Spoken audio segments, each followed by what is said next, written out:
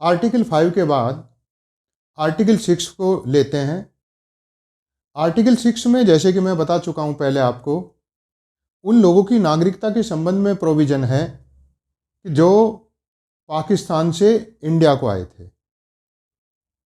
ठीक है, क्योंकि पार्टीशन के बाद विश्व का सबसे बड़ा पॉपुलेशन लोगों का माइग्रेशन हुआ था। विश्व का सबसे बड़ा पॉपुलेशन माइग्रेशन था वो। कुछ लोग पाकिस्तान से इंडिया आए थे, इंडिया से पाकिस्तान गए थे। तो प्रोविज़न उनके संबंध में, उनकी सिटीजनशिप के संबंध में जो प्रोविज़न कॉन्स्टिट्यूशन के अंदर किया गया था, तो दो भागों में उन्हें डिवाइड किया गया कि जो भारत से पाकिस्तान गए थे उनकी सिटीजनशिप के बारे में, और जो पाकिस्तान से भारत आए थे उनकी सिटीजनशिप के बारे में। अब आर्टिकल 6 ये कहता है कि जो व्यक्ति माइग्रेट होकर पाकिस्तान से भारत आए थे उनका प्रोविज़न आर्टिकल 6 में किया गया है। और आर्टिकल 6 में उनकी दो कैटेगरी बनाई गई हैं। एक तो वे व्यक्ति थे जो 19 जुलाई 1948 से पहले आए थे, और एक वो व्यक्ति थे जो 19 जुलाई 1948 के बाद आए थे। अब 19 जुलाई 1948 क्यों ली? क्योंकि उसी समय से ही परमिट सिस्टम लागू किया गया था। क्योंकि 19 जुलाई 1948 से आने वालों के लिए अलग प्रोविज़न बनाए गए क्योंकि परमिट सिस्टम लागू हो गया था, और 19 जुलाई 1948 से पहले परमिट सिस्टम लागू नहीं हुआ था तो उनके लिए अलग प्रोविज़न थे। तो देखिए, एक प्रोविज़न जो 19 जुलाई 1948 से पहले आने वाले व्यक्तियों के लिए था, केवल एक ही प्रोविज़न था। वो था कि या तो वह व्यक्ति का मतलब क्या है, जो सिटीजनशिप हासिल करना चाहता है भारत में जन्मा हो। और भारत की डेफिनेशन, जो भारत को डिफाइन किया गया इसमें, वो 1935 का जो इंडिया एक्ट था और उसमें जो भारत को डिफाइन कर रखा, भारत को परिभाषित कर रखा है, उसके अनुसार है। क्योंकि 1935 में पार्टीशन तो हुआ नहीं था। भारत, आज का बांग्लादेश, पाकिस्तान, उस समय 1971 से पहले पाकिस्तान, बांग्लादेश पाकिस्तान का ही पार्ट था। तो उसको 1935 के अधिनियम में जो भारत परिभाषित है उसकी बात हो रही है यहाँ। तो उसके अंदर, मतलब कि उसके अंदर पाकिस्तान भी आ गया। तो उसमें क्या है कि वह व्यक्ति जो भारत में जन्मा हो या उसके माता पिता में से कोई एक जन्मा हो, या उसके पितामह में कौन आ जाते हैं, दादा दादी नाना नानी में से कोई जन्मा हो, और 1935 के अधिनियम द्वारा परिभाषित भारत में जन्मा हो। अब आते हैं, ये अगर शर्त पूरी करता है तो उसको नागरिकता मिल सकेगी। अब आते हैं 19 जुलाई 1948 के बाद आने वाले व्यक्तियों के बारे में। वो क्या था, वह या माता पिता में से कोई, मतलब या तो वो जन्मा हो या माता पिता में से, जो मैंने इसके 19 जुलाई 1948 से पहले आने वाले हैं, जो प्रोविज़न उनके लिए था वही प्रोविज़न सेम ये है। और जो इंडिया है वो 1935 का एक्ट के द्वारा परिभाषित, तो वही शर्त है सेम। अब आते हैं दूसरा, कि उसने नागरिकता पाने के लिए एप्लीकेशन दी हो कि मुझे इंडिया का नागरिक बनना है। दूसरी कंडीशन तो ये है। तीसरी कंडीशन ये है कि जब उसने इस तरह की सिटीजनशिप पाने के लिए एप्लीकेशन दी हो, कम से कम वो 6 माह से, जिस तारीख को दी है एप्लीकेशन, कम से कम 6 माह से वहाँ रह रहा हो। और एक और जो है ये है कि उन लोगों का पंजीकरण हो जो नागरिकता पाना चाहते हैं।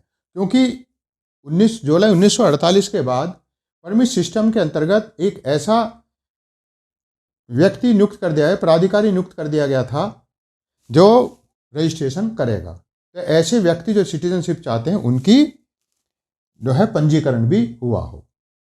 तो 1948 से पहले वालों का ये, और 1948 के 19 जुलाई 1948 के बाद आने वालों का ये सभी शर्तें पूरा करनी होती थी, तभी उन्हें नागरिकता पर विचार किया जाएगा। अब हम अनुच्छेद 7 को लेते हैं, आर्टिकल 7 पर बात करते हैं। आर्टिकल 7 उन लोगों के लिए है जो इंडिया से पाकिस्तान गए, माइग्रेट कर गए, और डेट करी गई फिक्स, एक डेट फिक्स थी 1 मार्च 1947। मतलब कि यदि 1 मार्च 1947 को या उसके बाद जो भारत से पाकिस्तान को गए थे, ये उनको लिया गया है।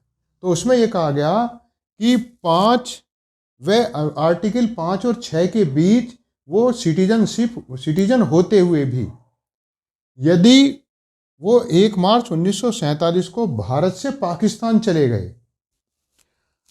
तो फिर उनको भारत की नागरिक नहीं माना जाएगा।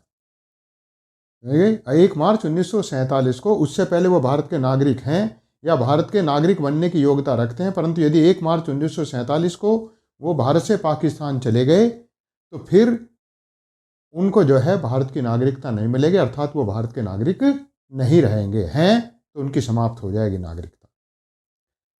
अब बात यहाँ ये आती है कि कुछ उसका एक्सेप्शन भी, अपवाद भी है।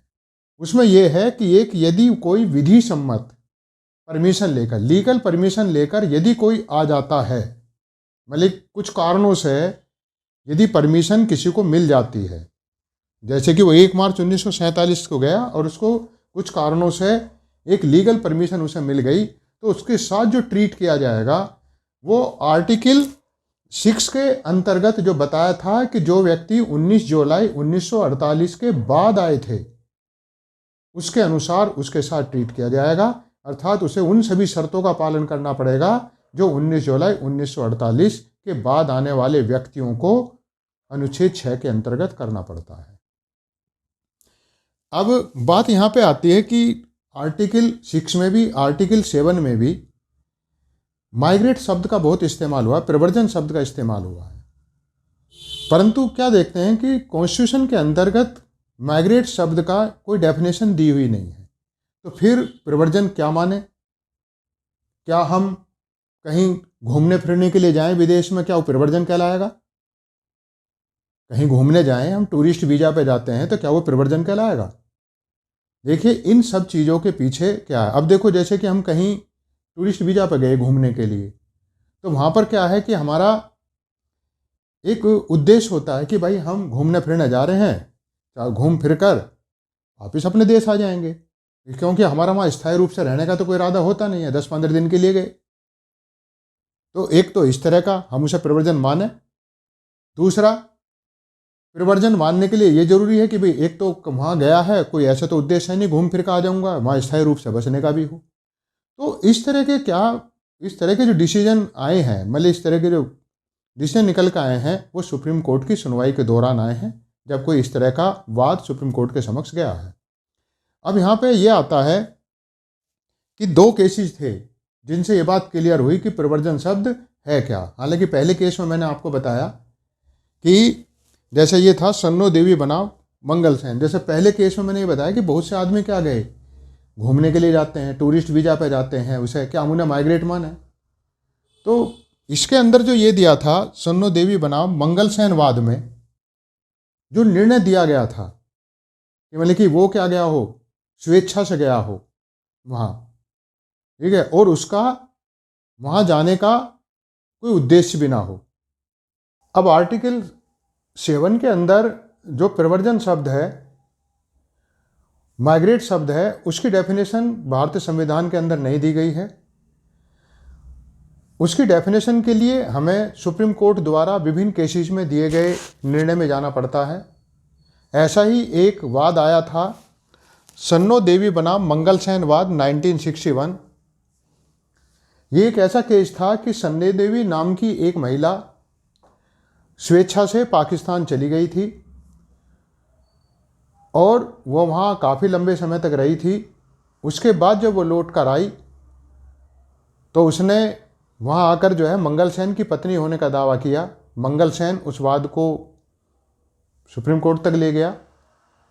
तो सुप्रीम कोर्ट ने कहा क्योंकि सन्नो देवी पाकिस्तान स्थायी रूप से रहने के लिए गई थी और जब उसका इरादा वहाँ स्थायी रूप से रहने का हो गया था तो भारत का अधिवास तभी ही समाप्त हो गया था, जैसे मैंने आर्टिकल 5 में बताया है, क्योंकि उसका यहाँ रहने का इरादा नहीं था, पाकिस्तान रहने का इरादा था। तो जब वहाँ चली गई थी तो यहाँ का अधिवास उसका समाप्त हो गया। तो इसलिए जिस दिन वो गई थी उतना वो मंगल सेन की पत्नी नहीं रही थी, उनका सेपरेशन हो गया था। इसलिए वो भारत में आने के बाद वो मंगल सेन, मतलब वो भारत में आने के बाद जो है इंडियन सिटीजनशिप की अधिकारी नहीं बनती है। और ये कहा था क्योंकि उसका भारत में स्थायी रूप से रहने का कोई इरादा नहीं था, डोमिसाइल मतलब उसका अधिवास, मतलब इसमें निर्णय दिया था कि स्थायी रूप से यहाँ निवास करने का उसका इरादा नहीं था, उसकी सिटीजनशिप समाप्त हो गई थी तभी। तो अब उसे यदि सिटीजनशिप लेनी है तो 1 मार्च 1947 के बाद जो बहुत सारे प्रोविज़न थे, मतलब जो उसका फॉलो करना पड़ेगा, जबकि ऐसा कोई प्रोविज़न था नहीं कि जो 1 मार्च 1947 के बाद भारत से पाकिस्तान चला गया तो उसकी नागरिकता समाप्त हो जाती है, तो उसकी नागरिकता समाप्त हो गई थी। तो इस वाद में तो ये आता है। दूसरा एक ऐसा ही वाद आया, मतलब कि ये यहाँ पे तो जो निर्णय दिया था ये कहा था कि स्थायी रूप से निवास करने का इरादा था उसका पाकिस्तान में, ठीक है। इसलिए जो स्थायी रूप से कहीं निवास करने के इरादे से जाएगा तो उसका वो कहलाएगा प्रवर्जन, मतलब माइग्रेट कहलाएगा। तो सन्नो देवी का प्रवर्जन हो चुका था, इसलिए उसकी नागरिकता नहीं मिलेगी और यहाँ पे अधिवास समाप्त हो गया था। अब उसके बाद सन्नो देवी के मामले को कुलाथिल बनाम स्टेट ऑफ केरलवाद में पलट दिया गया। और उसमें क्या निर्णय दिया? उसमें यह निर्णय दिया था कि स्वेच्छा से जाना विशेष उद्देश्य और सीमित अवधि के लिए ना हो। मतलब कि क्या है, प्रवर्जन वो कहलाएगा कि जो स्वेच्छा से तो गया हो, परंतु स्वेच्छा से गया हो और उसका वहां जाना क्या हो, विशेष उद्देश्य और सीमित अवधि के लिए ना हो।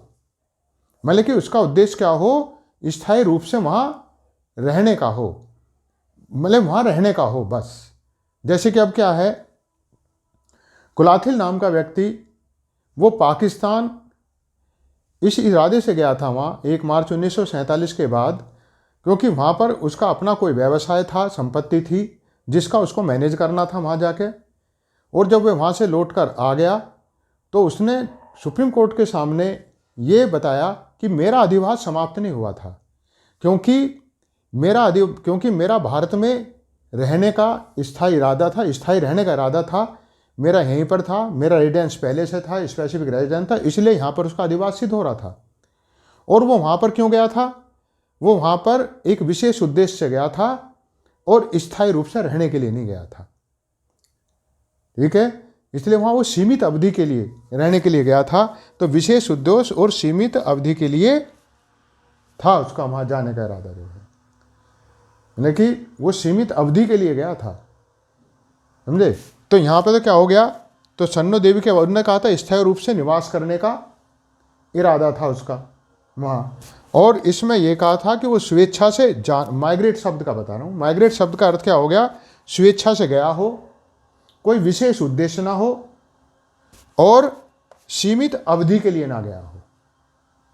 मतलब किसके लिए गया हो, लंबी अवधि के लिए वो वहाँ गया हो। तो ये तो था कुलाथिल बनाम स्टेट ऑफ केरलवाद। एक था भंवारू खान बनाम भारत संघवाद 2002। इसमें क्या निर्णय दिया था, क्योंकि भंवारू खान पाकिस्तान चला गया था, पाकिस्तान की सिटीजनशिप भी उसने वहाँ जाके ले ली थी, परंतु वो फिर क्या आ गया, कुछ समय बाद वो भारत में आ गया और उसने भारत में नागरिक होने का दावा पेश किया। तो सुप्रीम कोर्ट ने निर्णय दिया और उसने एक और तर्क रखा, क्योंकि मेरा यहाँ वोटर लिस्ट में नाम शामिल है और मैं लंबे समय से भारत में रह रहा हूँ, इसलिए मुझे भारत की नागरिकता दी जाए। इस मामले में सुप्रीम कोर्ट ने कहा कि तुम्हारा अधिवास सिद्ध नहीं होता है।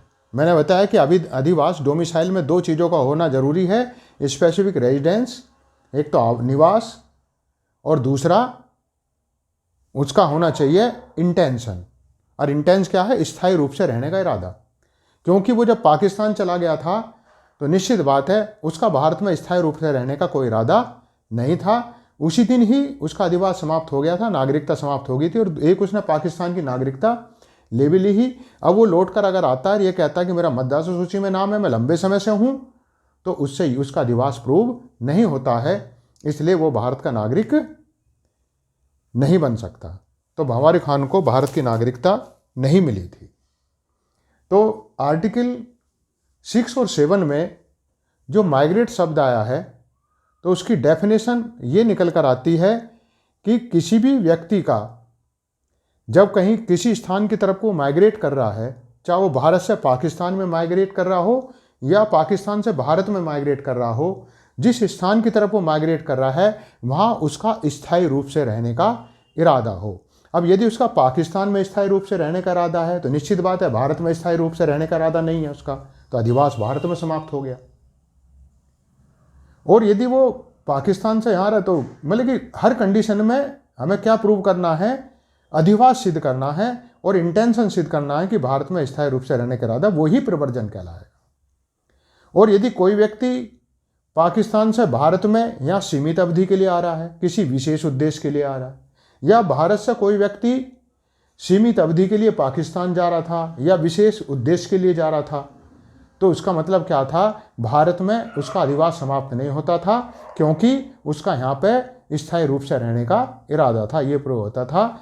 इसलिए उसकी सिटीजनशिप अधिवास के आधार पर बनी रह सकती थी। तो ये हो गए आर्टिकल 6 और 7 के बीच माइग्रेट शब्द की डेफिनेशन।